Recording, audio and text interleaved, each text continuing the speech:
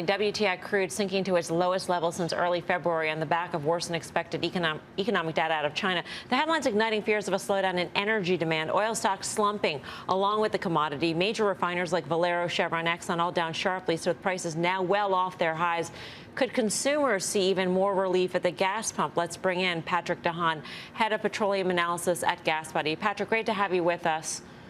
Have we seen peak gas prices? I think for now, we may have seen prices bottom out. Obviously, oil prices last week took a bit of a jump, but even wholesale gas prices last week moving up even more dramatically.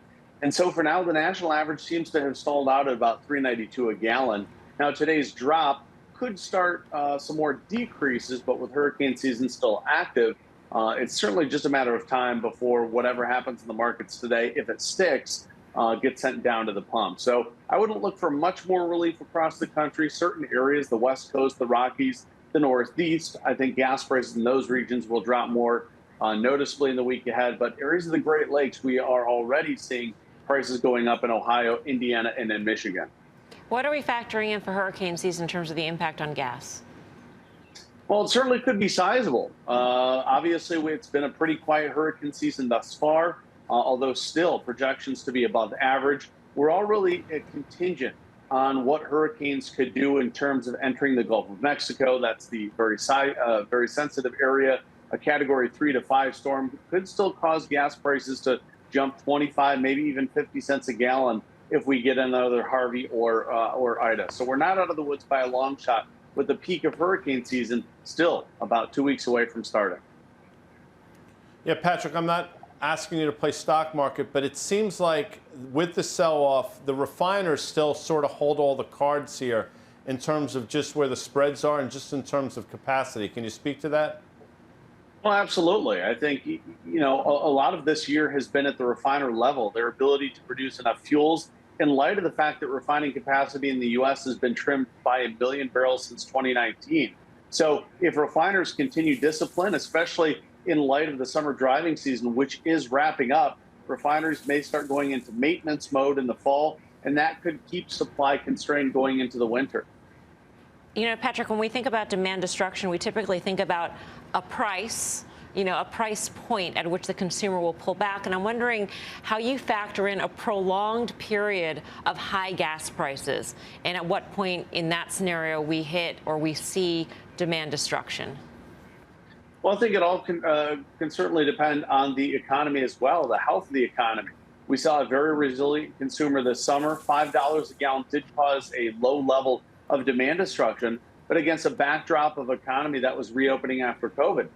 This year's $5 a gallon in terms of demand destruction, we could see similar demand destruction next year when prices are lower if the economy is doing poorly. So it's certainly a factor this year. We did not see record high gasoline consumption, as a lot of motorists still got outside. There was a level of pent-up demand from COVID, but a lot of that was destroyed because of the high price. And moving forward, I think the bar is going to be lower where we hit demand destruction. That is, consumers may not be resilient in an economic slowdown to pay the high prices that we have this year. Patrick, thanks a lot for your analysis. Appreciate it. Thanks for having me.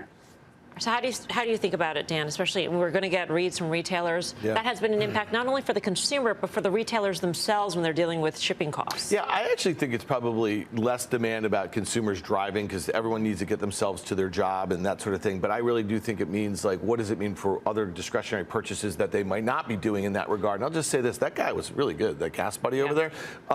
Go back to Q4 of 2018 when crude oil topped out at like 77, 78 bucks. Remember we had that kind of global growth scare, and crude oil went down 45%. The stock market went down 20%. Crude oil went down 45%, which is pretty shocking in a way. And then it really flatlined in the 60s all of 2019 when we were still averaging GDP about 2.2% or something like that. So to me, I don't see a strong case for oil much higher than that. And I get it.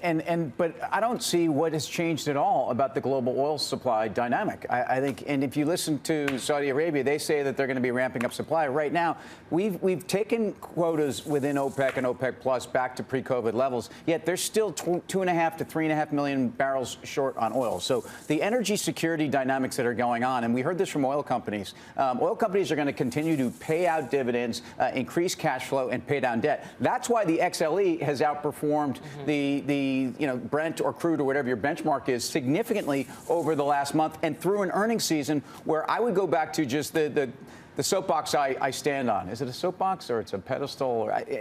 These companies are run better, and they're run for equity investors for the first time in probably 15 years, and that's why I think you can actually own them here. And I also don't think oil prices can go down a lot from here. Jeff?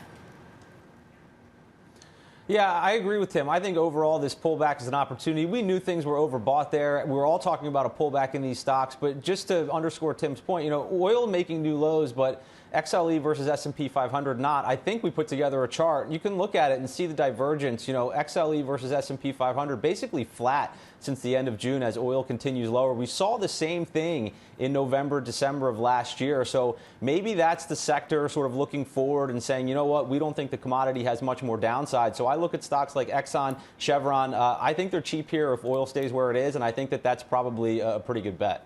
You like Refiner's Best guy in this space? I do. And yeah, Valero's gone from 146, which it probably shouldn't have been that quickly, down to 104. It's bounced. Had a rough day today, but you look at where the refiners are and how well they're operating and the season we're about to get in. I think refiners for a trade here look really interesting.